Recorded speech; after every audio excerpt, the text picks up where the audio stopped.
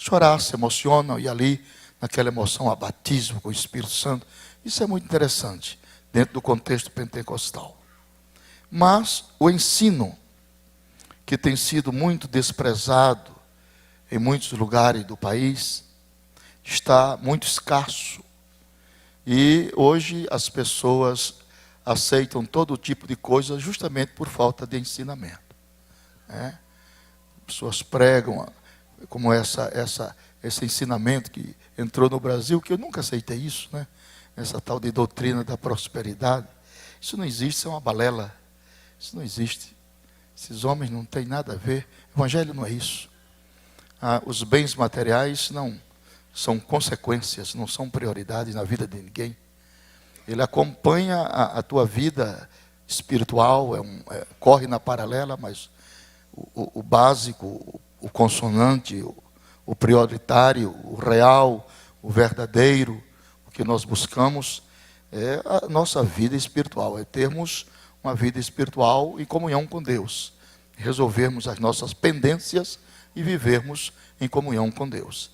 Isso é o importante que nós aprendemos. Eu aprendi isso nos primeiros dias de crente do missionário Samuel Nistro, lá em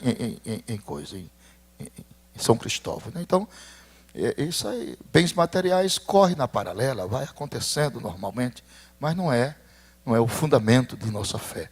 Nós não somos crentes para ser rico materialmente. Isso pode acontecer, ter a riqueza de Abraão, de Isaac, de Jacó, mas não como prioridade.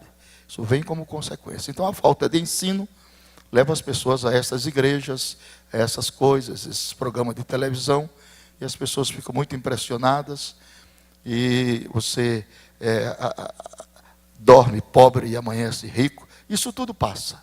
Isso tudo são modismo que passa. Só fica a palavra de Deus na sua pureza e na sua simplicidade. Apareceu aquele negócio do cai-cai, já está desaparecendo.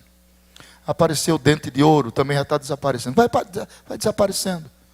Porque não tem conjunção doutrinária, não tem apoio bíblico. Isso vem, é uma onda e passa.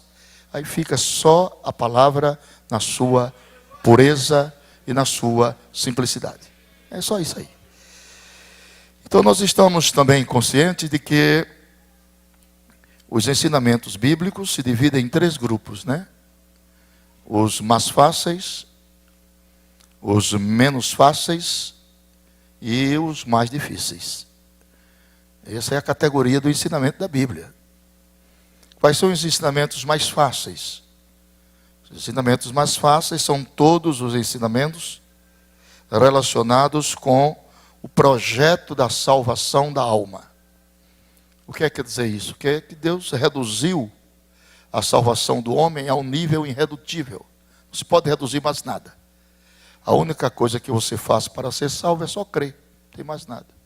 Crer no Senhor Jesus, será salvo, tu e a tua casa. Então, Deus reduziu esse projeto. Então, a salvação, ela engloba justificação, regeneração, eleição, a adoção. Tudo faz parte das doutrinas cardeais da salvação, no ramo da soteriologia. Então, tem os ensinamentos menos fáceis. Está no segundo grupo. São os ensinamentos relacionados com os dons espirituais. Que muita gente diz que os dons espirituais é o adorno da igreja, como se fossem essas flores. Mas dons espirituais nunca foi adorno para a igreja pentecostal. Dons espirituais é ferramenta para o trabalho. Ferramenta para o trabalho. Deus batiza o crente com o Espírito Santo e com propósitos, objetivos de usá-lo dia após dia nas suas mãos. Ferramenta do trabalho. E nessa área de dons espirituais, quem ensina sobre isso, quem pastoreia a igreja, eu fui presidente de igreja há 11 anos, tem que ser uma pessoa muito equilibrada, né? Na área dos dons, porque se ele solta muito, o povo fica fanático. Se segura demais, o povo fica frio, como é que vai fazer? Então tem que manter um certo equilíbrio, nem tanto ao mar e nem tanto à praia. Entre o mundano e o fanático, o mundano é melhor do que o fanático. Porque o mundano é digno de compaixão, e o fanático, ele vê todo mundo perdido, só ele está salvo. E não se deixa demonstrar por ninguém. E o fanatismo religioso tem levado à bancarrota muita gente. Que o diabo O diabo ele trabalha nos dois extremos. Ou no extremo da excessividade, excesso, ou no extremo da escassez, né? Ou excessivo ou omitivo. Ou de mais ou de menos. Então é difícil você encontrar pessoas centradas, equilibradas. Equilibradas e centradas. Por exemplo, na área dos dons espirituais. Quantas vezes nós ouvimos por aí afora em nossas igrejas que quando alguém profetiza, é Deus que está falando. E nunca foi, mas nós precisamos aprender. Precisa aprender. Quando alguém profetiza, nunca foi Deus que está falando. Nunca pode ser. Não pode ser Deus, de jeito nenhum. É a pessoa que está falando. Agora, a pessoa pode estar falando sobre inspiração divina. É diferente. Uns profetizam e os outros julguem. Por que é que vai julgar? Você vai julgar a Deus? Não. Por que é que você vai julgar? Porque mesmo que a inspiração é divina, não se esqueça disso. O vaso que está entregando é de barro. E às vezes Deus inspira o vaso de barro, 10 palavras proféticas, como é o vaso de barro. Ele coloca 2, 3, 4, 5 por conta dele. Aí recebe o julgamento da palavra. Porque ninguém está acima da palavra. A palavra é para corrigir, para respaldar, para burilar os dons espirituais. Então, a palavra está acima de tudo. Os dons estão subalternos à palavra. Ninguém pode ir contra a palavra. Ah, mas quando Deus me usa, eu nem sei o que estou falando. Está doido? Não existe isso não, irmão.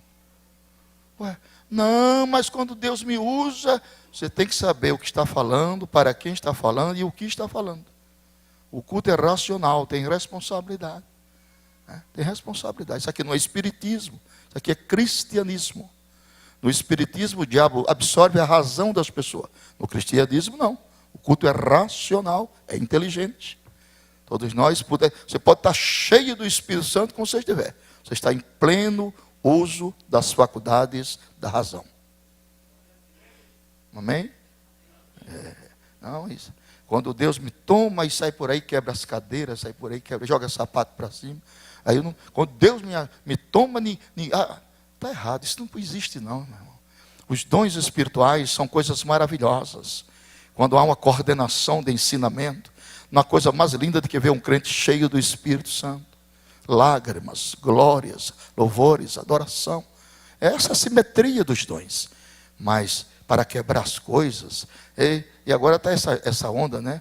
Fulano quebrou tudo, mas que não é para quebrar, irmão, aqui é para edificar. Quebrou o quê? A igreja passa tanto tempo construindo, comprando cadeira, dificuldade, aí você chega e quebra tudo. Não é para quebrar nada. Isso aqui é para consertar, para edificar, renovar. E existem 3 fontes por onde passa o ensinamento. 3 fontes. Pedagogicamente, os ensinos são herdados, você aprende por herança, por pesquisas e por revelação. Então ninguém tem razão de se gloriar em nada. Tudo que eu sei, aprendi dos outros. Tudo que eu sei, aprendi dos outros. Que razão eu tenho de me gloriar? Hein? Nós somos produtos de uma escola. É assim ou não é? Paulo diz, sabendo de quem tens aprendido. Amém? Então eu fiquei 4 anos no seminário ouvindo os melhores do Brasil. O começo.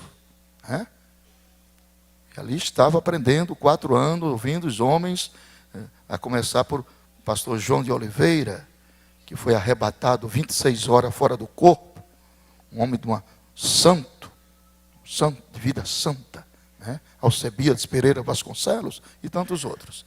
Então, conhecimentos são herdados, você herdou, pesquisados, você pesquisou nos livros, e revelados, que advém a nós através da oração, através da sua comunhão com Deus. E dentro da pedagogia escatológica, o texto que eu li fala a divisão dispensacional da humanidade. Como Paulo, pelo Espírito, divide a humanidade. A humanidade é dividida em 3 grupos. São eles os judeus, os gentios e a igreja de Deus. Quem são os judeus? São todos os descendentes de Abraão, os descendentes de Isaac, os descendentes de Jacó. São chamados de Israel, filho de Israel, hebreus ou israelitas. E quem são os gentios? Os gentios são os não-judeus. São chamados de nações, gregos ou estrangeiros. E quem é a igreja? Muita gente diz, nós somos o Israel de Deus. Nós não somos nada de Israel de Deus. Tem que aprender, irmão. Quem é Israel de Deus? Não. Nós somos igreja. Parece negócio de Israel de Deus. E paz haverá sobre Israel de Deus. Israel de Deus lá, não aqui. Então fica os pastores lá de São Paulo, aquele lado de lá, usa quipá, usa o talitre, usa o manto, usa não sei o quê, que eles querem judaizar a igreja, porque não conhece a dispensação da humanidade. A igreja era gentílica, agora ela é igreja. Nós éramos gentios, agora não somos mais, somos igreja. Igreja é composta de 2 povos, judeus e gentios convertidos a Cristo. São Paulo disse, Deus de 2 povos fez um. Essa é a doutrina, viu? Deus de 2 povos fez um, quebrando a parede da separação. Tanto judeus como gentios têm acesso a Deus pelo mesmo Espírito. O Espírito é um só. Amém? Então temos que ver isso aí, aonde está. Por exemplo, se eu peço ao pastor Kennedy para ler Miqueias 2:10. Isso é Bíblia? Isso aí é uma Bíblia? Mas fininha desse jeito? Mas é Bíblia mesmo? Que tamanho de Bíblia é essa que ele tem, meu Deus do céu? E ele fica catucando assim, é Bíblia. Agora é assim. Miqueias 2:10. Leia, meu filho. Levantai-vos e andai, porque não será aqui vosso descanso, por causa da corrupção que destrói. Sim, que destrói. Então você tem que aplicar a Bíblia no tempo e no espaço. Para quem é que Deus está falando aí? Hein? Para os judeus? Para os gentios? Para a igreja? A turma que acha que Deus está falando para a igreja, levante a mão. Para a igreja. Como bem alto, irmão. Seja decidido. Muito obrigado. A turma que Deus acha que Deus está falando aí para os gentios. Ali está. E a turma que Deus está falando para os judeus. Ih, não ninguém quase. Tá? Então é por isso que precisa ensinamento. O ensinamento não é grito. O ensinamento não apela para a emoção. O ensinamento apela para a razão.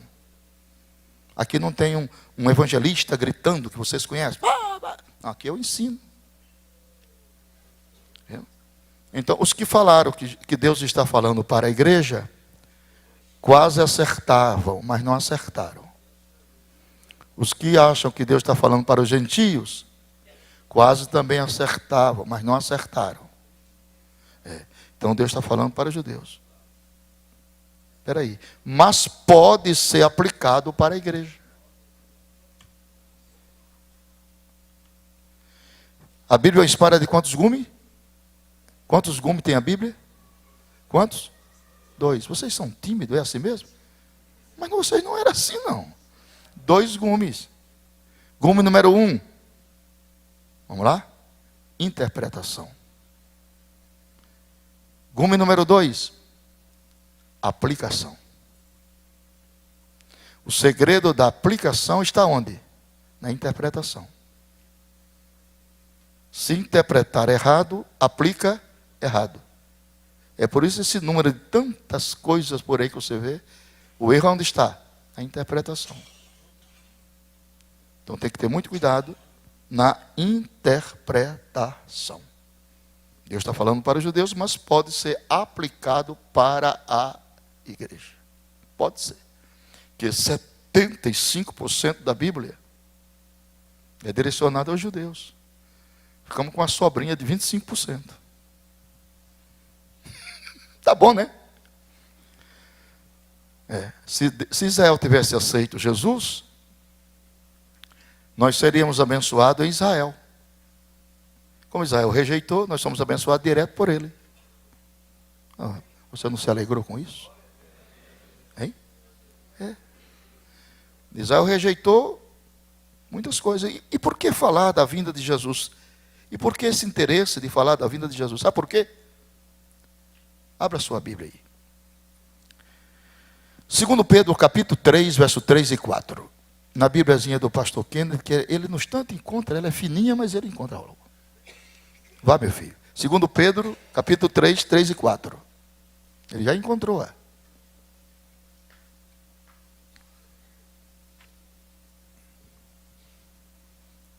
2 Pedro 3, 3 e 4. E dizendo, onde está a promessa da sua vinda? Porque desde os pais dormiram, todas as coisas permanecem como desde o princípio da criação. Meus irmãos, acreditem os senhores e senhoras e pasmem. Pasmem. Olhem para mim. Olhem para o meu nariz. Olhem para o meu rosto. Não tire o olhar de mim. Olhe para cá. Olhe para cá. E não converse com seu irmão. Não converse. Não converse. Olha. Pasmem. Já existe muita gente em nossas igrejas. Eu vou mais além. Inclusive pastores. É forte essa, né? Que não acreditam mais na vinda de Cristo. Eu não vi nenhuma reação de vocês.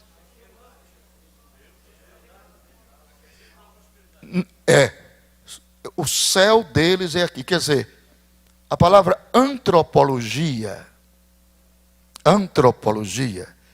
quer dizer estudo do que olha para cima. Assim. Jesus diz, quando estas coisas, que coisas? A evidência dos sinais começarem a acontecer, levantai vossas cabeças e olhai para cima. Porque a vossa redenção está próxima. Você nunca vai ver um porco vivo olhando para cima. Porco vivo só olha para baixo.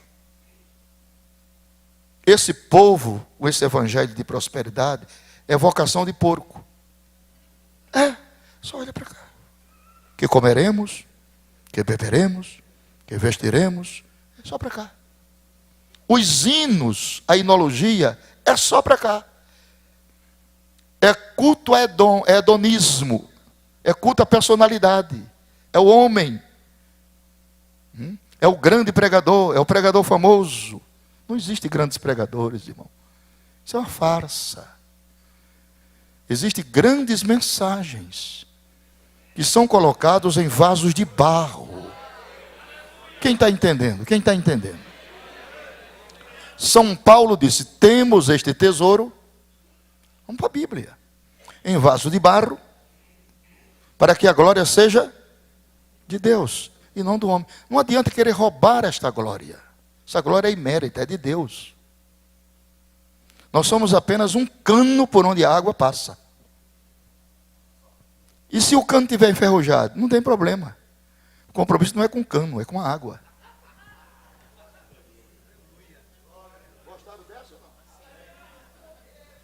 Paulo diz, para que eu pregando aos outros, ao cano, eu mesmo não venha a ser rejeitado. Então o que vai tirar o homem do céu chama-se pendências. Casos mal resolvidos, ou nunca resolvidos. Olhe para seu irmão e diga, resolva suas pendências. Pendências. É isso que faz com que o CPF espiritual fique estragado. Então, meus irmãos, aqui em São Paulo, um pastor da Assembleia de Deus me abordou e disse, pastor Napoleão, o senhor está pregando ainda sobre a vinda de Jesus? Estou, agora que é mais forte. Esse rapaz não prega não, Jesus não vem não, irmão. Da Assembleia, né? Não, para ele não vem, para ele vem o juízo, o anticristo, o reino do anticristo, mas para nós, Jesus vai voltar a qualquer momento. O pastor Marcos foi meu auxiliar, meu cooperador, meu pastor auxiliar lá. Assumi um campo, presidi um campo. Para mais nunca, eu não quero ser pastor de igreja mais, não aguento não, é muito pesado. E aí assumi um campo lá, fiquei 3 anos pastoreando esse campo. Mas um pastor 18 anos de pastor, irmão Vânia, 18 anos, secretário da convenção. Me entregou o campo e virou muçulmano. Está lá. Abriu a primeira mesquita muçulmana e João Pessoa está lá com aquele negócio, aquele barrete de coisa.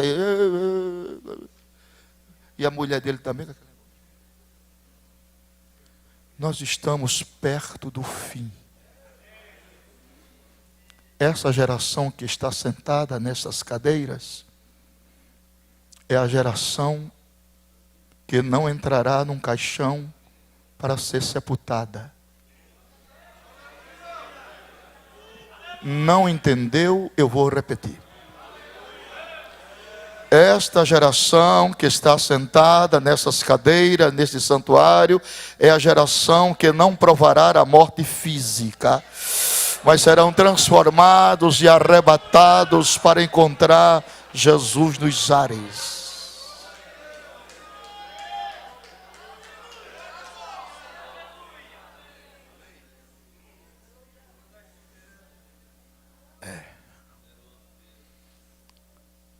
O ano passado eu estava pregando em Londres, 12 noites lá em Londres, uma reunião de líderes. E quando terminamos os trabalhos, saiu na estampa do jornal londrino que 5 países da Europa já não estão mais aceitando no seu quadro aeronáutico 2 comandantes de avião crente. Aquele fez, já entendeu. Eu estou falando aos ouvidos, você está entendendo? Não aceitam mais, porque na cabine de um Boeing viaja 2 homens, né? O comandante e o subcomandante. Então agora eles fazem uma triagem. Se os 2 for crente, não pode, tem que trocar. Tem que ser um crente e um descrente, que estão prevendo que algo vai acontecer e ninguém vai segurar. O arrebatamento da igreja é o caso mais, da Bíblia para mim é o ponto mais culminante, mais indelével, mais brioso, mais digno, mais apoteótico. Viu? Ele é a coroa da esperança da igreja. É o arrebatamento.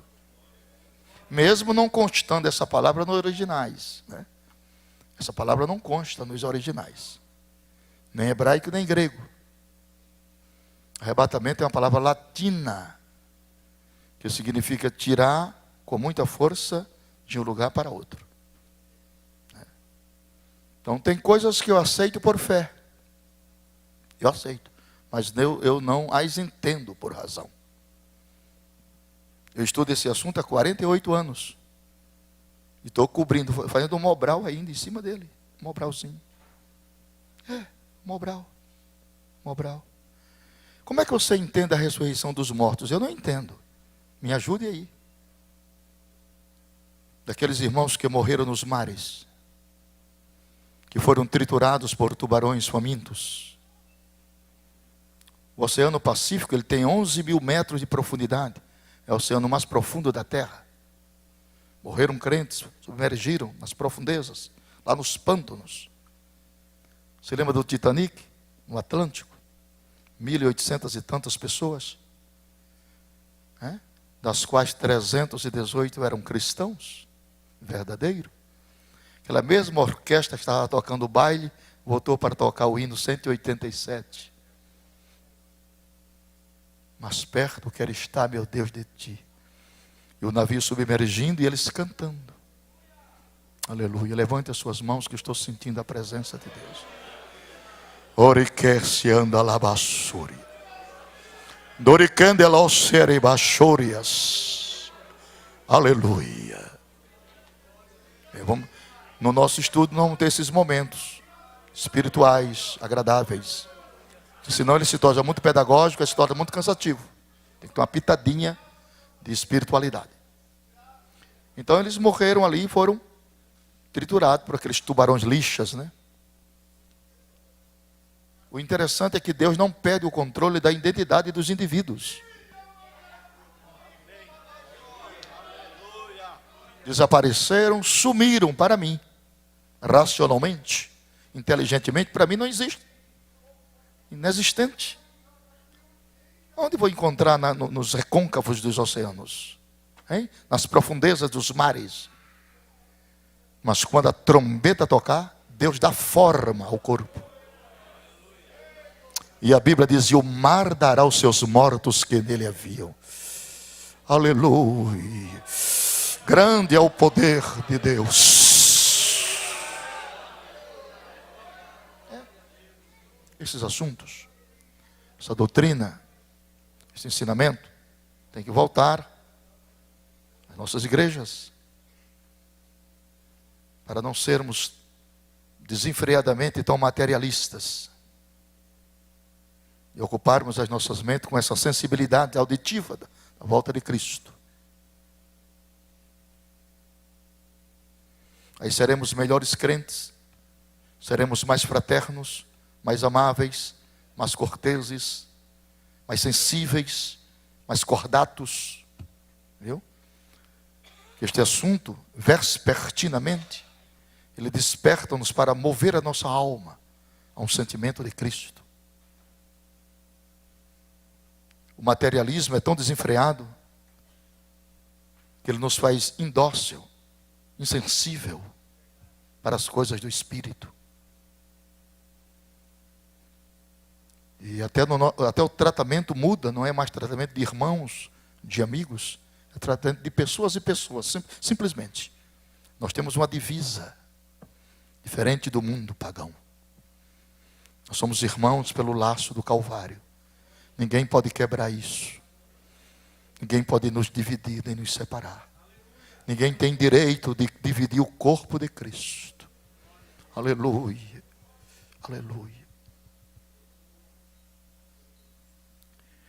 O termo escatologia vem de escatos, últimos, e de logo, tratado, estudo das últimas coisas. É o assunto em eminência. A Bíblia Sagrada, está na nossa apostila, ela usa expressões como últimos dias, últimos tempos e última hora. Tudo isso aborda vespertinamente, aponta direcionalmente para a volta de Cristo, né? Com essas frases: últimos tempos, última hora e últimos dias.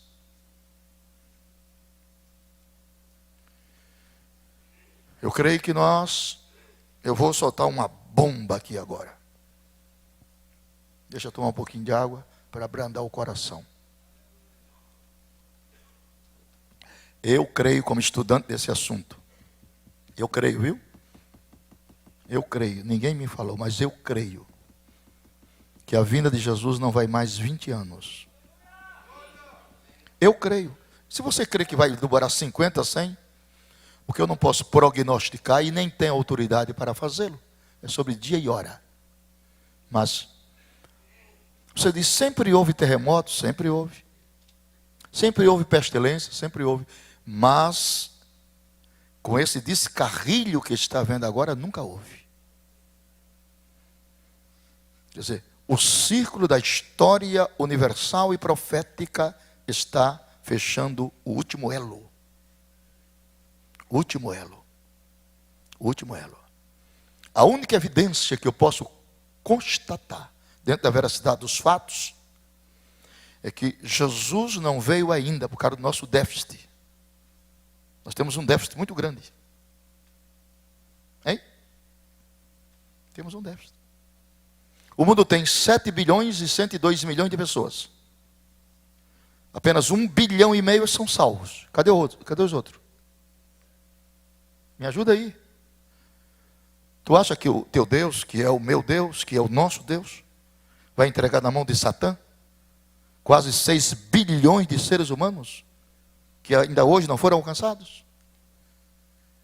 Só no mundo muçulmano temos 1 bilhão 342 milhões. No mundo católico romano, quase 1 bilhão e 600 milhões. Quais são as alternativas comportamentais que Deus tomará nos fins dos dias? Vou dizer: primeiro, Deus vai dar uma sacudidela na igreja. Forte. e vai tirar a igreja dos templos para levar para as praças, para as ruas, para as fazendas, que é o lugar dela. A palavra igreja quer dizer chamados para fora. Foi assim que Deus fez com a igreja de Jerusalém. Nós gostamos do ninho, de ficar no ninho, no conforto, né? Aí o que Deus fez? Colocou espinho no ninho. Para onde ela se virava tinha espinho. Para onde se virava, aí pulou do ninho. Quando pulou do ninho, pela perseguição, aí foram para Samaria. Aí a igreja começou a entrar em evidência. Deus levanta Filipe. E os milagres começaram a aparecer. Deus não perderá essa batalha. Aleluia. Ele vai usar esta igreja numa dimensão tão grande. E eu estou sonhando com isso. Semana passada, eu fiz 4 trabalhos. Em Maranhão. 4 noites em 4 cidades. Quantas almas? 736 almas. 4 noites. Isso é muito pouco. Isso é muito pouco. Nós fizemos um trabalho no estádio do Clube do Remo, em Belém. 1.500 decisões numa noite. O povo está faminto de Deus. O povo não aguenta mais o que está ouvindo. Isso aí é borra, não vale nada. Mas Deus vai suscitar, meio a esta apostasia de valores, uma geração de homens e mulheres cheios do Espírito, para sacudir esta nação.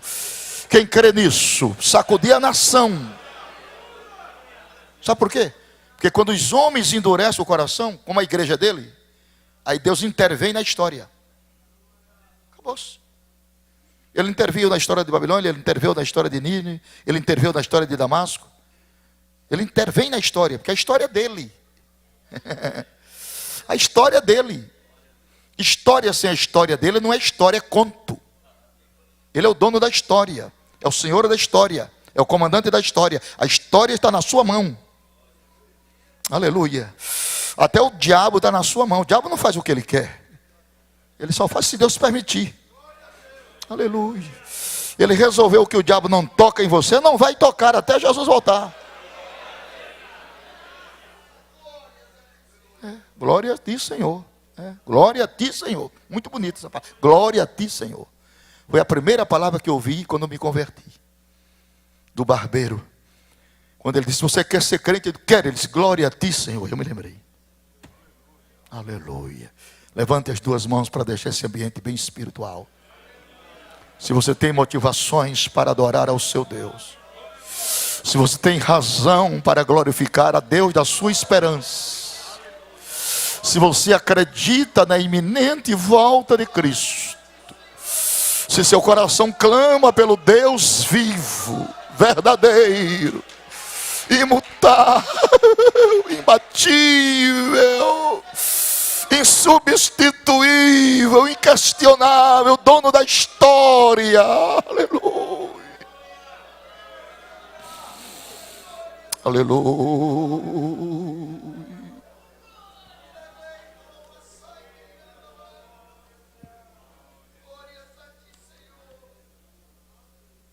É com base nessas expressões escatológicas foi tomado para designar o estudo dos acontecimentos finais no plano de Deus para este mundo. Normalmente, quando se estuda teologia sistemática, a escatologia surge sempre como último capítulo. A escatologia não dedica-se apenas ao estudo dos últimos acontecimentos, mas também aos fatos que se relacionam com o destino do homem. É o destino do homem. Só o Evangelho pode dar estabilidade e segurança a um homem pós-morte. Só o Evangelho. Nós habitualmente dizemos, quando uma pessoa morre, nós dizemos assim, fulano passou para o Senhor. Essa expressão está errada, vamos corrigi-la hoje. Passar para o Senhor, você passa no dia que aceita Jesus. Aceitou Jesus, já passou para o Senhor. Quando a pessoa morre, morreu, é morte mesmo. Não tem paliativo não. A Bíblia diz, Moisés, meu servo, é morto. Morre. desintegração. Um cientista francês chamado Roberto Rouquet, no ano de 1665, ele descobriu a famosa teoria das células.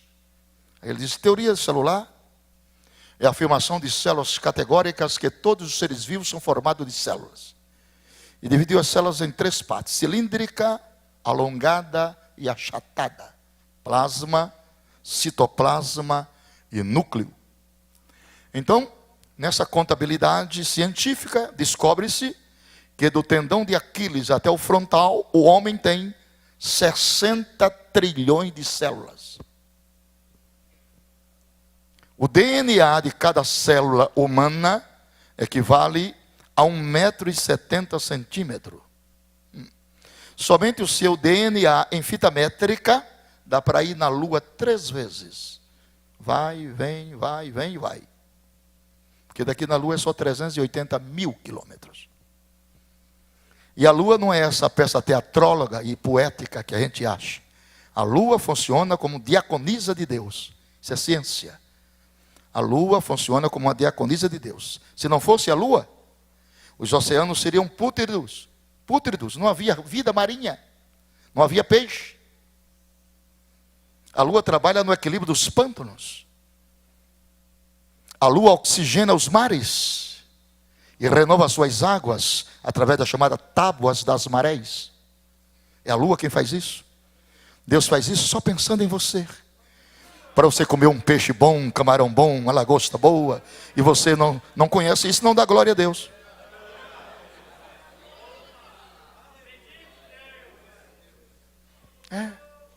Aquela tainha ovada que eu comi hoje. É porque há esse equilíbrio. E a Lua tem essa função precípua de oxigenar os mares. Tudo que Deus faz é pensando em você. Deus só pensa em você. Deus só pensa em você. 24 horas Ele pensa em você. Aleluia. Quem agradece a Ele por isso? Os cuidados. É interessante que eu estava no Rio Grande do Sul há mais ou menos 1 ano e 2 meses. Eu recebi uma revelação. Eu fiquei 30 horas sem querer comer. Fiquei com o Senhor. 30 horas. Não mata ninguém. Fiquei no quarto ali, não quis. Fiquei ali. Quando eu cansava de orar, lia, deitava, voltava. É assim. Com o Senhor, porta trancada. Porque eu queria saber o que estava escrito nos selos de Apocalipse 5. É um direito meu de exigir do meu Pai alguns segredos. Revela-me. Não é o selo de Apocalipse 6. É o selo de Apocalipse 5. Os selos de Apocalipse 6 são os selos dos juízos. Mas o selo de Apocalipse 5 não tem nada a ver com juízo. Ali é o plano teórico da redenção da humanidade. E Deus me revelou. Cada selo que abria estava o projeto salvífico de Deus. Aleluia. Tua salvação foi projetada. Aleluia. Ela não nasceu por acaso. Ela foi projetada, pensada, analisada, sancionada, direcionada. E a Bíblia diz: o preço de uma alma é caríssimo. Superlativo, absoluto, sintético. O preço de uma alma é caríssimo. Um irmão não pode remir ao outro. Do contrário, todos os seus recursos se esgotariam. Olha que coisa linda. Deus entra no seu gabinete e traça o perfil da nossa redenção. Aleluia. Porque aquelas 5 portas primeiras foram fechadas. Inocência, consciência, governo humano, patriarca e a lei. Aí Deus agora entra no seu gabinete para tratar um projeto e sancionar o projeto da nossa salvação. Foi muito lindo isso. Aí vai se abrindo os selos. Quando abre o primeiro selo, diz o que estava escrito lá. O Espírito Santo me revelou, conhecimento revelado. Ninguém nunca me ensinou isso. Eu não vou falar não com vocês não. Falo? Então falo. Quando abre o primeiro selo, estava escrito assim: o meu filho nasceria de uma virgem. Ó. Isso é um choque na ciência. Isso é um choque na ciência. Isso é uma tapa na cara do diabo. Ninguém nasce de virgem.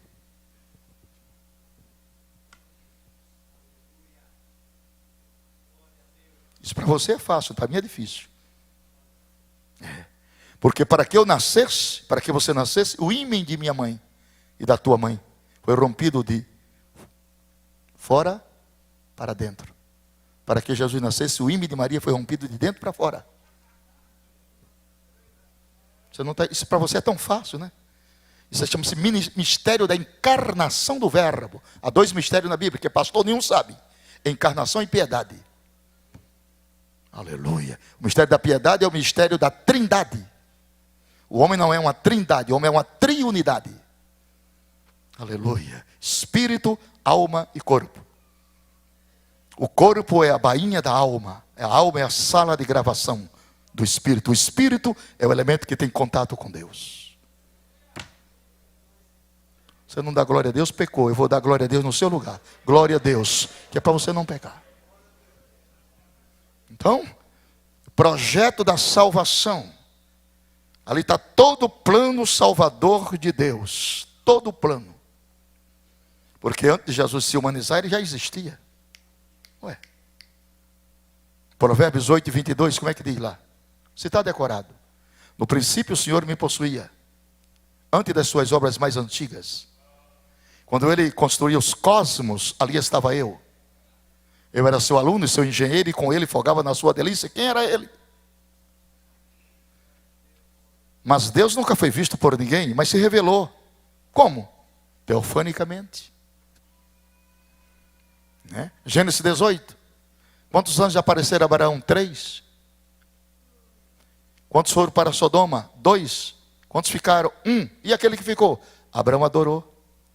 Ofereceu uma novilha. Anjo não recebe adoração. Aquele recebia. Quem era ele? O nome de Deus estava nele. Ele deixa Abraão e encontra com Jacó. Fizeram um culto a noite toda. Quando terminou, a alva apareceu, Jacó disse, o anjo do Senhor disse, terminou o culto. Ele disse, terminou para o Senhor, para mim não. Só te deixo depois que tu me abençoares. E a Bíblia diz, e o anjo tocou no nervo da juntura da coxa, nas imediações do tendão de Aquiles. Jacó saiu manquejando com o nome trocado. Tu não és mais Jacó, enganador, suplantador, indeciso. Porque como príncipe lutastes com Deus e prevalecestes. Agora és Israel, imbatível. Israel venceu a batalha de Yom Kippur em 67, tocando lata de 20. Eles não entenderam não, eu tenho que repetir. Israel venceu a batalha contra 4 nações poderosas, na batalha de Yom Kippur, 67. Golda Meir era ministra, Moshe Dayan, o seu general. Como o exército de Israel era pequeno para aquelas nações, Egito, Líbano, aquelas nações em volta ali, Síria, Jordânia. Então, o general disse, compra a lata de 20 e traz para o povo. Lata de 20 vazia, aquela lata de colocar banha de porco. Onde é que está isso? Quando eu aceitei Jesus, foi o primeiro livro que eu li de Emílio Conde. Israel, o milagre do século XX. Aí eles começaram a bater, irmã Zenaide, batendo lata. Rapaz, o poder da artilharia de Israel é forte demais, correram todo mundo. Israel é o vitorioso. Glória a Deus. É assim. Deus de Israel, que é o nosso Deus também. Então, por que isso? Por que Israel está nesse conflito, nesse distúrbio? Tem que acontecer isso. Deus cria situações para que aquelas nações fiquem com raiva. Essa inclemência de Israel em matar, em se defender, é para provocar a ira das demais nações, para que venha a batalha de Armagedon. Vocês não estão entendendo? Deus cria situações inusitadas, paradoxais, verdadeiras incógnitas. O pensador, o racional não entende isso. Isso é profético. Aleluia. Vem cá. Escuta, olha para mim para você aprender. A não ser que você seja sabichão demais. Como é que Deus pega 3 milhões de pessoas e coloca no deserto? Está errado. À luz da minha razão, está muito errado. Se Deus tivesse conselheiro, eu ia dar um conselho a ele. Porque no deserto, só alguns vertebrados conseguem viver. Calango que come areia. O ser humano não come areia. Não, tira do Egito e põe no deserto. Para que no deserto? Se deserto não tem supermercado. Se deserto não tem loja de tecidos. Hein? Só que quando Deus chama, Deus cuida.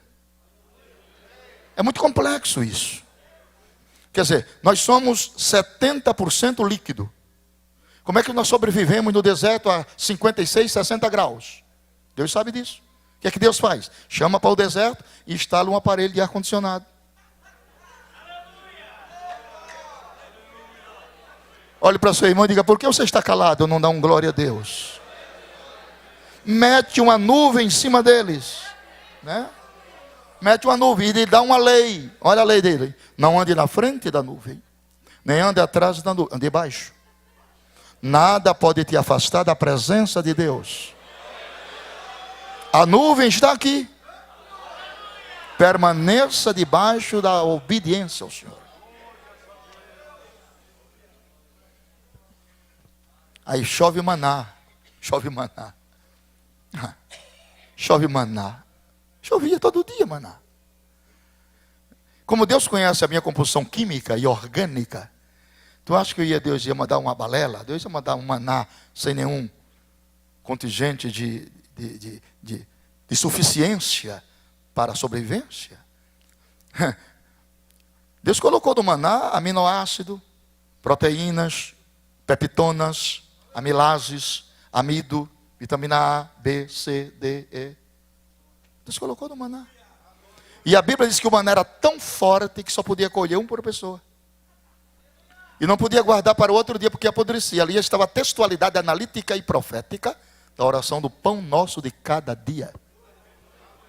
O de hoje Deus já me deu e já lhe deu. O de amanhã já está garantido na mão do Senhor.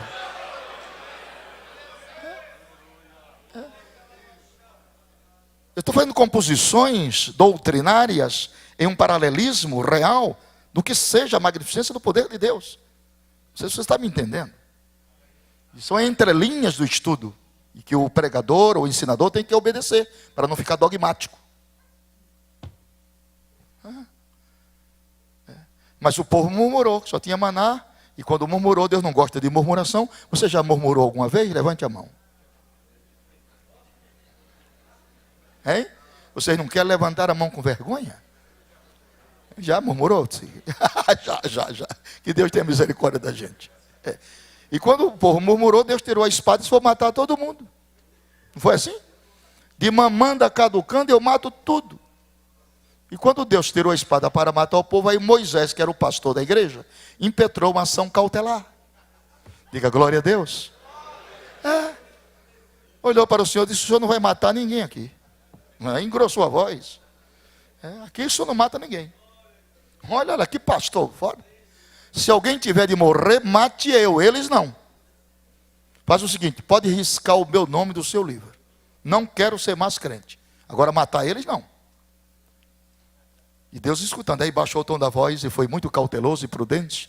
E disse assim: que dirão do teu santo nome? Trouxeste do Egito para matá-los aqui? E quando Moisés terminou de falar isso, aí Deus pegou a espada, guardou.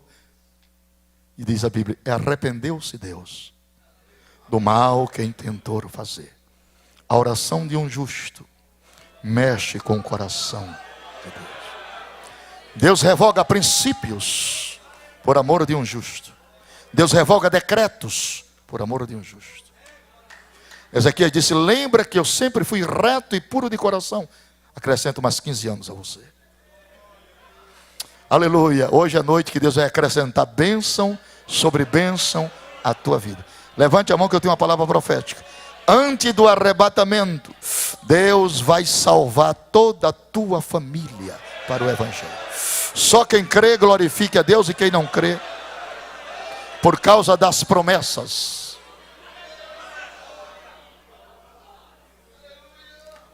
Ninguém sobrevive sem água. Deus cria uma rocha de estio. E segundo pesquisa do Alto Comando de Oficiais Generais americano, era 1.500 toneladas de alimento por dia. Tinha que ter todo dia 1.500 toneladas. E todo dia tinha.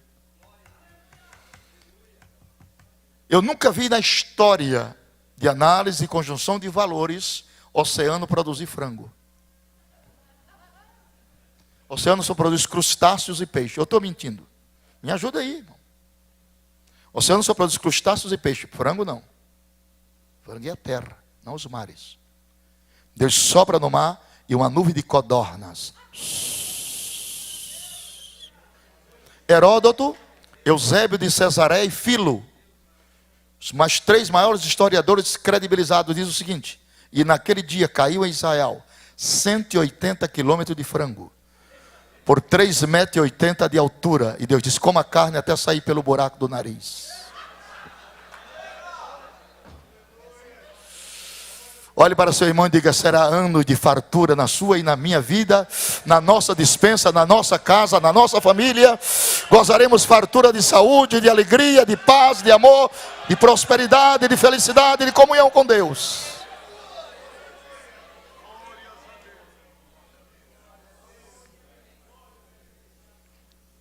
Isso aqui. Agora apareceu um rio no deserto de Negueb. Assistiram aquilo? Hein? Agora, semana passada. Do deserto. Daqui a pouco lá vem um rio, estourando. Sai debaixo da terra. Profecia de Isaías. O deserto florescerá como narciso. Rebentos de águas aparecerá. As profecias se cumprindo. Aleluia. Está tudo pronto. As vestes dos sacerdotes, filhos de Levi, já estão todas confeccionadas. A mesquita de Omacai, porque o arqueduto de Zedequias passa embaixo. Ela está toda rachada. Aleluia. Os judeus estão esperando isso. As vestes estão confeccionadas para voltar ao sacrifício no milênio. E diz os historiadores que a novilha vermelha já apareceu. Está tudo pronto. Os judeus ortodoxos esperam pelo Messias. Se alguém provasse hoje que era descendente da tribo de Judá, seria hoje aclamado e conclamado o rei de Israel. Ninguém prova. Prova que é da tribo de Dan, Levi, Naftali, Zebulon, Isacar, Manassés, Simeão, José, Benjamim. Mas Judá não. Ninguém prova.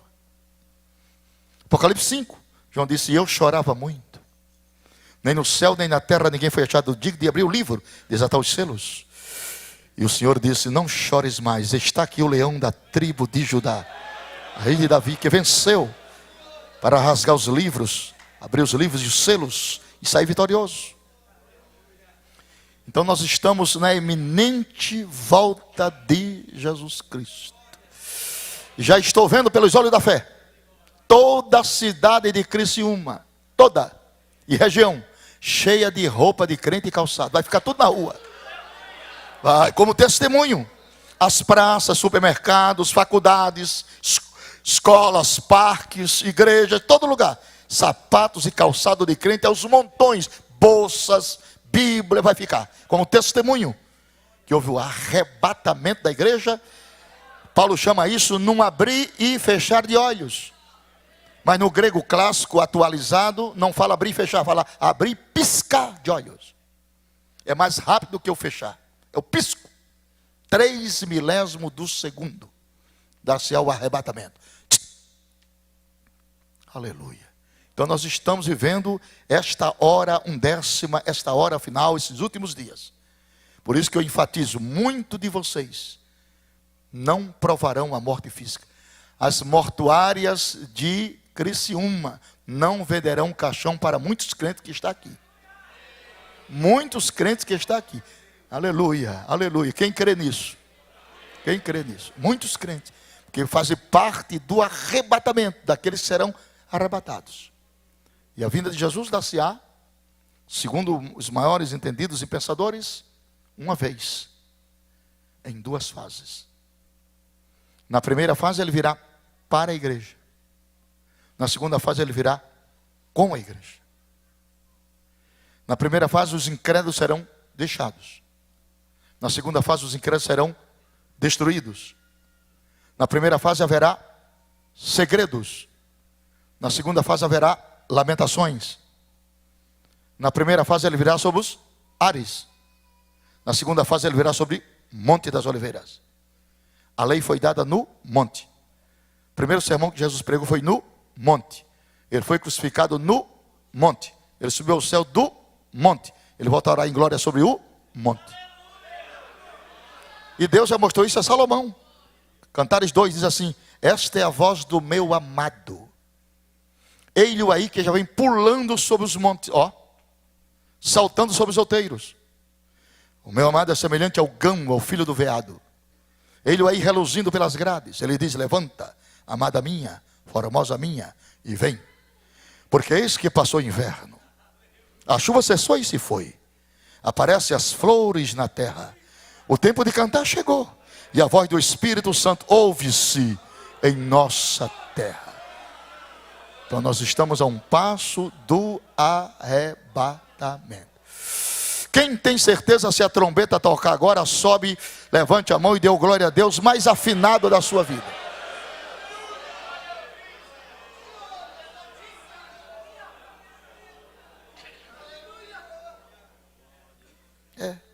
Esse assunto, isso na década de 70, irmão, 68, 69, quando se tocava nesse assunto, a igreja estourava.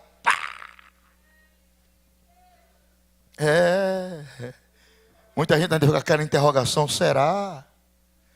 Mas eu louvo a Deus, que ainda tem um remanescente na terra, que acredita piamente no arrebatamento da igreja. E eu quero acreditar que uma boa parte dele esteja aqui hoje ouvindo e participando do seminário.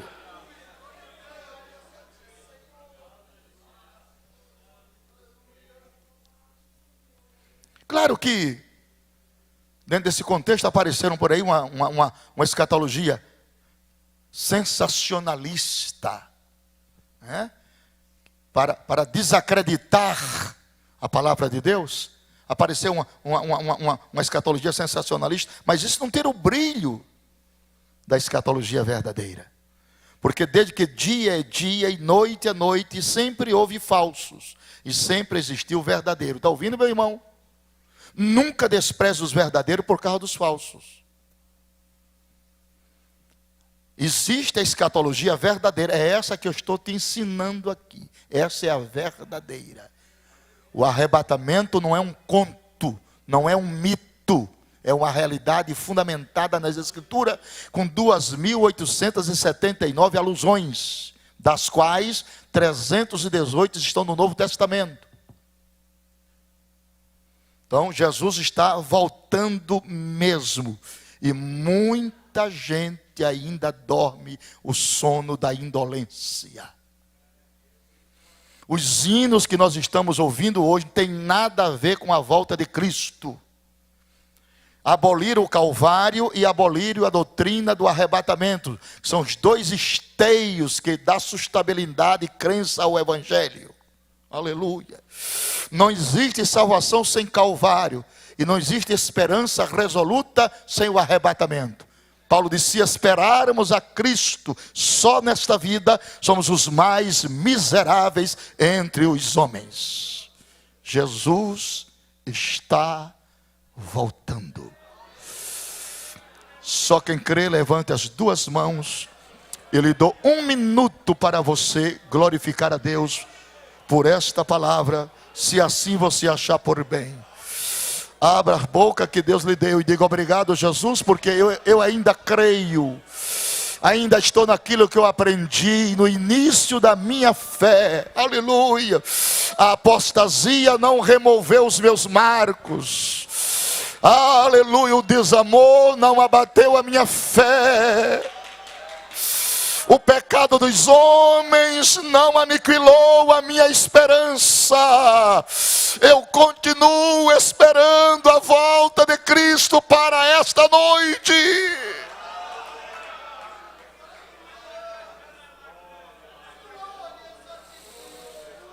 Abacalassuri endecala. Estenda suas mãos para a frente, ó Deus. Eu quero que tu renove a esperança dos teus filhos esta noite. Tira eles desta cegueira espiritual, desse materialismo anacrônico doentio, e leva este povo agora à sensibilidade do teu Espírito, para que se despertem em tempo hábil para receber Jesus, num abrir e piscar de olhos ao som da última trombeta. Prepara a tua igreja para o maior acontecimento da história. Alebadarabas. Coloque as suas mãos sobre a cabeça do seu irmão que está próximo a você e ministre na vida dele e na família dele a bênção da volta de Cristo. Aleluia! O renovo da nossa esperança, o gozo da nossa fé, a visão profética dos últimos dias. Aleluia!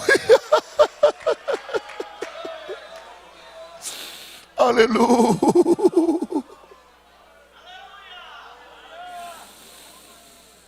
Aleluia. Aleluia. Que bom estes momentos.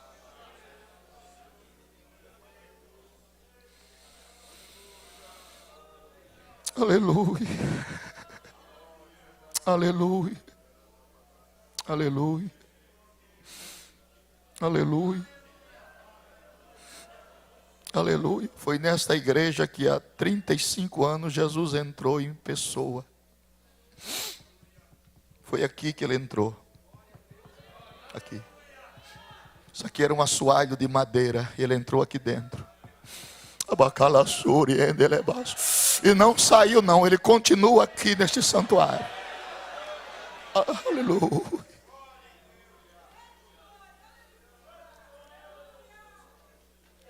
Meus irmãos, a vida nossa é muito breve.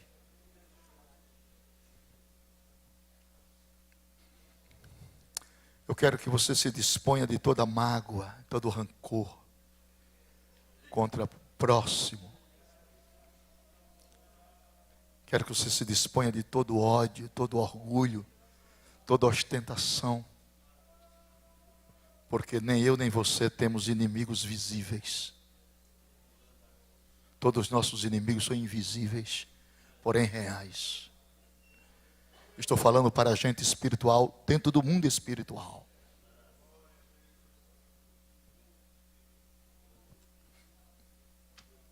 Abra sua Bíblia. Eu vou mostrar para a igreja onde está centrado o nosso maior campo de guerra. Porque às vezes nós trabalhamos certo com motivações erradas. Estamos nos degladiando um contra o outro. Irmão contra irmão. Obreiros contra obreiros. Estamos enfraquecendo o reino. Porque nós não conseguimos aceitar o irmão como ele é. O Evangelho não muda as pessoas, não descaracteriza ninguém. O Evangelho molda-nos. E essa moldura é proporcional à medida que a pessoa aceita, não Cristo Salvador, aceita Cristo Senhor. Quando Ele é Senhor, eu sou doulos, sou servo, sou escravo, não tenho mais vontade própria. Onde é o campo de guerra da igreja? É aqui, 9 de Apocalipse.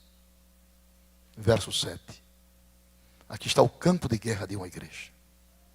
Se todos despertassem para isso, havia menos atrito entre os irmãos, menos disputa entre as pessoas.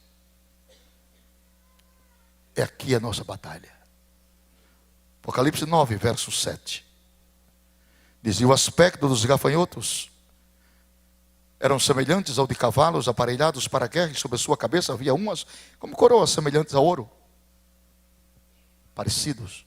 Seus rostos eram como rostos de homem. Tinham cabelos como cabelo de mulher. Seus dentes eram como de leão. Tinham coraça como coraça de ferro. E o ruído das suas asas era como o ruído de carros, quando muitos cavalos correm ao combate. Aqui está o campo de batalha da igreja. Lá embaixo tem uma coordenação, um comando. Está no versículo 11. E tinham sobre si um rei, o anjo do abismo. Em hebreu, Abaddon. Em grego, Apolion. Um reino organizado com um presidente. Primeiro-ministro de Lúcifer. Aprendam, marquem, risquem, abra o coração. Aparece esse personagem aqui com o rosto de homem. À luz da hermenêutica, este rosto de homem fala de inteligência. Qual é o trabalho a priori desse demônio na terra hoje? Porque nós não temos que lutar contra carne e sangue. Lutamos com os principados e potestades. Que são demônios, espíritos desencarnados que não possuem corpos. Que não está sujeito à lei da física. E que precisa de corpos para morar. Segundo a mesma lei da física, um espaço não pode ser ocupado por dois corpos. No seu coração e no meu, o demônio não pode morar mais. Já tem morador. Está na Bíblia, viremos para ele, pronome pessoal, e faremos nele morada. Já tem morador. Mas em corações desocupados, ele mora. E quando mora, ele muda a personalidade do homem e da mulher. Tem uns que ele entorta para baixo. Te lembra daquela mulher que vivia há 18 anos assim? Entorta, demônios. Muda o comportamento. Mulheres ficam insaciáveis, não pode ver homem, homem não pode ver mulher. Perde o controle moral, ético, profissional. São demônios. Vai queimando.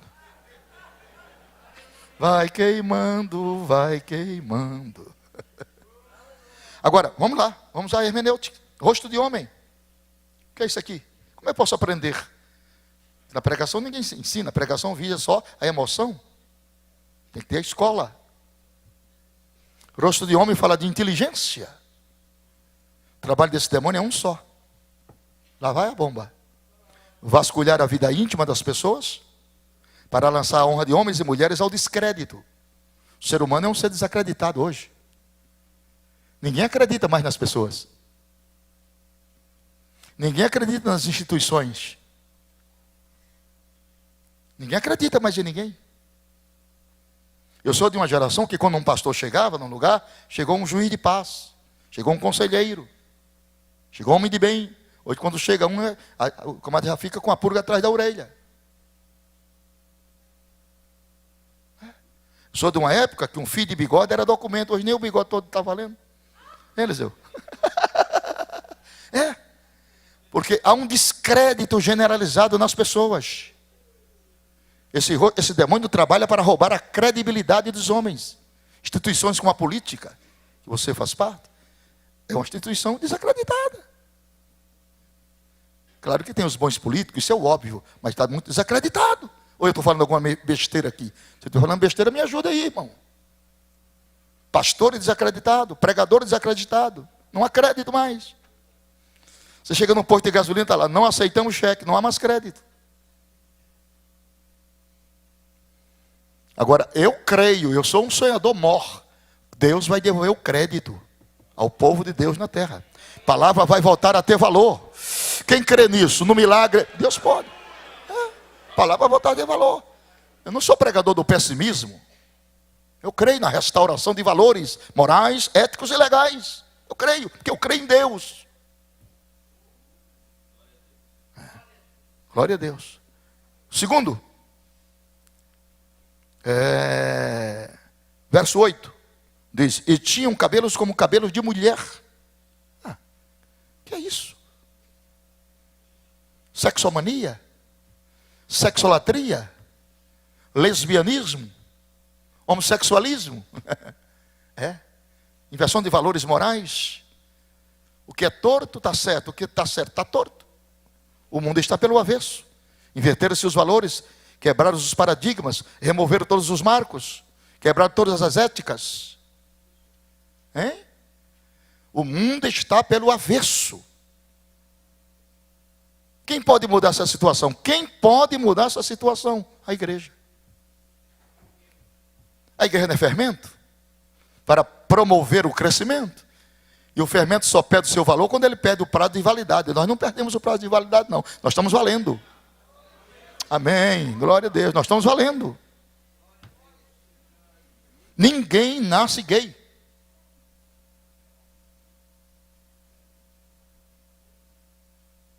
Ninguém nasce homossexual. Isso não é paródia. Isso é verdade. Deus não errou na fórmula. O que está em jogo aqui é a moral do Evangelho.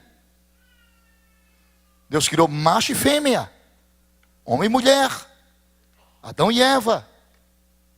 Aleluia.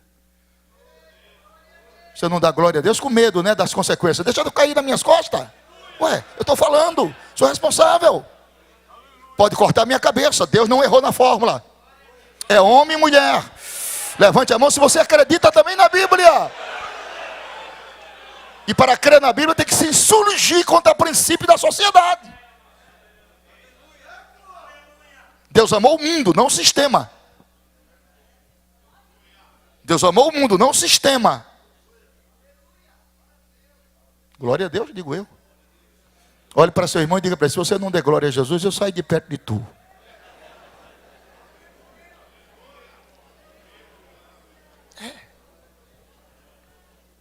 Estamos nessa época. E seus dentes eram como dente de leão. Olha que terrível isso aqui. É por isso que tem que ter escola bíblica. Você pensa que sabe tudo, mas não sabe. E são conhecimentos revelados. Tem que buscar em oração. Isso não se aprende em faculdade. Tem que ir lá no joelho, ficar um momento lá. Aí dói o joelho, levanta de novo, mas tem que ser assim. Aleluia. Aleluia. Levante as mãos e adore a presença do Filho de Deus. Este aqui é o titular. É o presidente das guerras. Dente de leão, feroz. Hoje existe, capitaneado no mundo, 38 guerras por dia. Para que isso? Para desestabilizar governos. Guerras e guerrilhas e revoluções. Para quê? Para que abra-se o caminho para a batalha de Armagedon. Então o mundo está em pé de guerra. O estupim do mundo está aceso. A terceira guerra mundial, as duas guerras mundiais, dizimaram mais de 70 milhões de pessoas. Mas essa vai ser maior. Essa o enterro vai durar 7 meses. 7 meses sepultando cadáver de gente. É a grande batalha no Vale de Meguido. Então o mundo está convergindo para isso. E te digo mais uma coisa: você que não é crente, aqui tem pessoas que vieram a coisa da Igreja Católica, e eu quero tratá-los com muito respeito e dizer que são muito bem-vindos.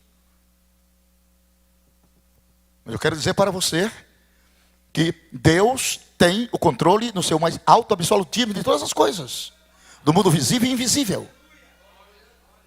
Deus está aqui como a figura de um pescador profissional. Ele fisga o peixe e não puxa. Puxa a hora que ele quiser. Fica dando linha. Mas está fisgado. Está tudo fisgado. O mundo está no controle de Deus. Ele se assentou no trono da história. Aleluia. Nada foge do seu controle e de sua determinação. Quando Ele quer, Ele faz um urubu virar garçom. Quando Ele quer, Ele faz uma baleia virar transporte. Quando Ele quer, Ele faz uma mulher virar tempero. Você não lê a Bíblia? Então ficou questionando. O que é isso que Ele está dizendo? Vá ler a Bíblia. E a mulher de lá olhou para trás e transformou-se numa estátua de sal. E sal não é tempero? Olha para seu irmão, oferece um sorriso a ele, porque está muito sério para o meu gosto. Abre um sorriso de alegria, de gozo, de contentamento, de felicidade, por participar dessa esperança e ter o coração se aberto para entender as revelações escatológicas de Deus e do tempo do fim. Quem devia estar muito sério aqui era eu, que eu sou oficial do exército e todo militar é muito sério. Eu sou de infantaria. Mas não, o gozo da salvação me levou a isto. Eu sinto a presença de Deus na alma. Aleluia. Quem está sentindo comigo esta presença? Tem uns 4 minutos para terminar. O pior está vindo agora. Versículo de número 9. E tinham coraça como coraça de ferro. Quem é esse? Eu tenho rosto de homem, eu tenho cabelo de mulher, eu tenho dente de leão e tenho coraça de ferro. Hã? Quem é? Aqui ninguém manda a banca dele não, meu irmão. Isso aqui é o pior de todos. É o chefe do tráfico de drogas. O diabo faz isso para que não haja mais uma geração de pastores e pregadores, matando a juventude nas drogas, na maldita cocaína, álcool. Aleluia. O governo Alckmin está lá até hoje na pendência para resolver o problema. Não resolve nunca. Isso é um problema estritamente espiritual. Só quem pode resolver esse problema é Deus através da igreja. Quem crê assim, diga glória a Deus. Porque drogas são demônios, e demônio não sai nem com comprimido e nem com nenhuma outra coisa, só sai com jejum e oração.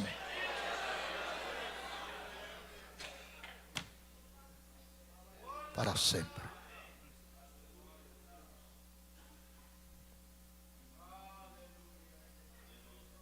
A vida é muito breve, é como uma sombra. Está tudo aqui. Lançadeira de tecelão. Esse curso aqui é 3 anos. Lançadeira de tecelão, correio, vapor, sombra que declina, choça de um pastor, sono, erva, neblina. E amanhã nós vamos trazer aqui as verdades sobre a morte física, a morte espiritual e a morte eterna e o estado intermediário. Justos e injustos. Se prepare, amanhã será melhor do que hoje. Quem gostou, levante as suas mãos que eu quero ver. Vamos ficar de pé para agradecer ao Senhor.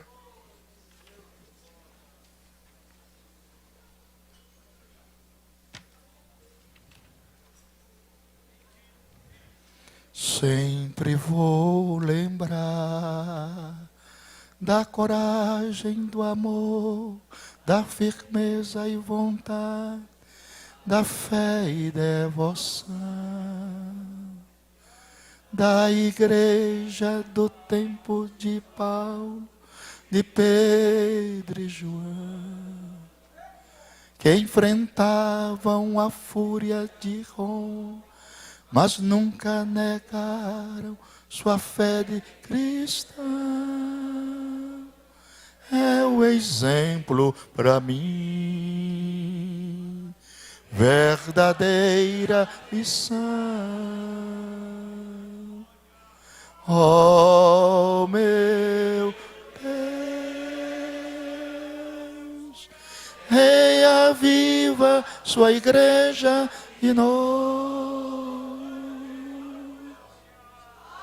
A chama arder neste povo,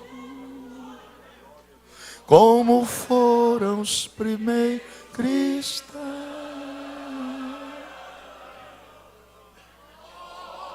Meu Deus, reaviva sua igreja e nós. Faz a chama arder este povo, começar em meu coração. Segure na mão do seu irmão. Vamos fazer uma oração fraternal, dando as mãos como se Jesus voltasse essa noite. Que bom seria se Jesus voltasse agora. Levante a mão dele com a sua mão para o céu. Vamos orar na unidade espiritual e fraterna. Nossos corações estão pulsando de alegria, na esperança e na certeza da imortalidade da alma.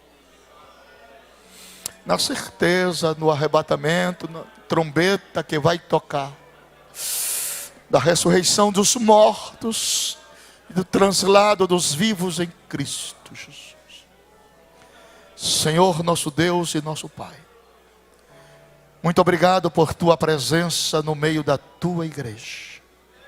Obrigado pelo renovo da nossa esperança, da certeza imarcessível que temos de um dia estarmos contigo na eternidade para todo sempre. Ajuda-nos a acreditar dia após dia nos fatos relacionados com a tua volta. Faz-nos mais crentes, mais tementes, mais vigilantes, e que o dia do Senhor, que virá como ladrão de noite, não nos apanhe de surpresa, porque será um laço sobre todos os moradores da terra. Recebe o nosso sentimento de gratidão em Cristo Jesus, nosso Senhor. Abrace seu irmão e diga: que bom seria se Jesus voltasse agora. Aleluia. Podeis assentar para os avisos do pastor da igreja. Gostaria só de informar aos irmãos que lá fora no hall da igreja tem um material pedagógico do nosso ministério. Eu escrevi aqui este livrinho e selecionei 50 mensagens escatológicas. Essas mensagens estão lá. Aqui tem 50 mensagens só escatológicas. E eu tenho